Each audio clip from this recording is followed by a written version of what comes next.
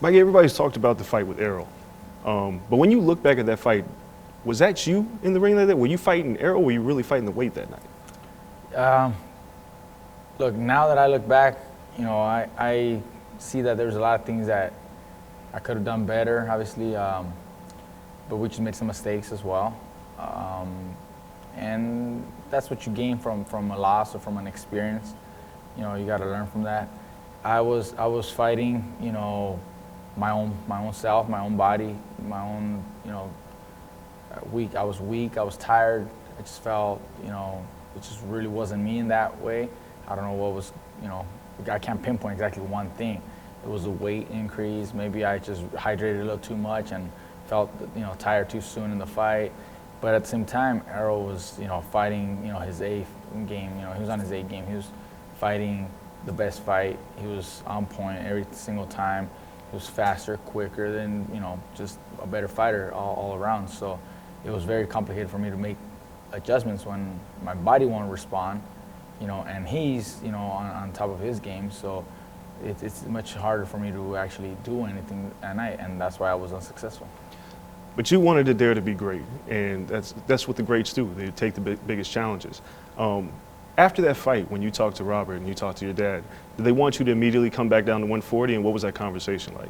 Yeah, we talked about, my next fight, being at 140, preferably, and I actually did look at names at 140. I wanted something at 140, but the names that we kind of reached out to were not available for this month, for this date.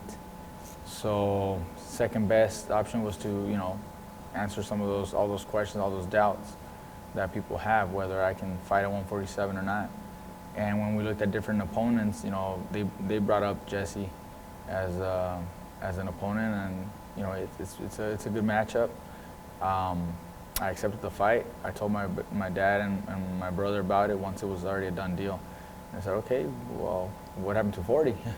Like, well, the names were not available, Plus, I get an opportunity to show everybody that there's a lot more to Mikey Garcia, at welterweight that was not seen in the last fight. So I think this is that opportunity, show everybody that I can be a top contender at welterweight against a solid, fighter who's a former world champion at welterweight and, big and strong like everybody else, So that's why I decided to take this fight. How much does it motivate you to prove the doubters wrong? Because after the fight with Errol, people said that you shouldn't have been there.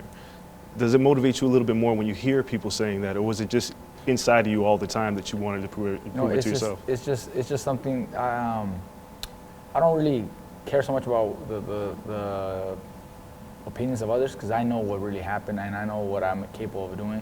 So it's just, myself. I know there's a lot more I can do, and that's why I'm doing it, one more time at 47. I think people's idea and opinions will change after Saturday night. They're gonna see a whole different Mikey Garcia, than what they saw last year. They're gonna change their mind and take me serious at the welterweight limit.